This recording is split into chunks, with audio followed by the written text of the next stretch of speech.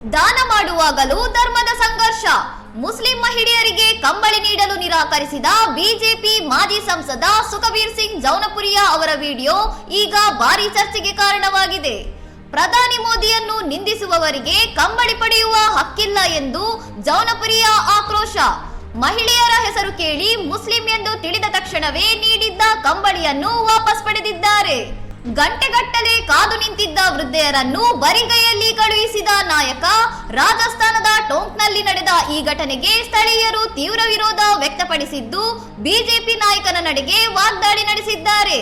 ತಮ್ಮ ನಡವಳಿಕೆಯನ್ನು ಸಮರ್ಥಿಸಿಕೊಂಡ ಮಾಜಿ ಸಂಸದ, ಇದು ಸರ್ಕಾರಿ ಯೋಜನೆಯಲ್ಲ, ನನ್ನ ವೈಯಕ್ತಿಕ ಹಣದಿಂದ ನೀಡುತ್ತಿರುವ ಕಂಬಳಿ, ಯಾರಿಗೆ ನೀಡಬೇಕು ಎಂಬುದು ನನ್ನ ಇಚ್ಛೆ ಎಂದು ಅವರು ಸ್ಪಷ್ಟಪಡಿಸಿದ್ದಾರೆ. ಬಿಜೆಪಿ ನಾಯಕನ ವಿರುದ್ಧ ಕಾಂಗ್ರೆಸ್ ಸಂಸದ ಹರೀಶ್ ಚಂದ್ರ ಮೀನಾ ಕಿಡಿ, ಇದು ದೇಶದ ಸಾಮಾಜಿಕ ಐಕ್ಯತೆಯನ್ನು ನಾಶಪಡಿಸುವಂತ ಕೃತ್ಯ ಎಂದು ಈ ಘಟನೆಯ ವಿಡಿಯೋ ಹಂಚಿಕೊಂಡು ಖಂಡಿಸಿದ್ದಾರೆ. ಇನ್ನಷ್ಟು ಸುದ್ದಿಗಳಿಗಾಗಿ ನೋಡ್ತಾ ಇರಿ ಸೌರಂ ಟಿವಿ.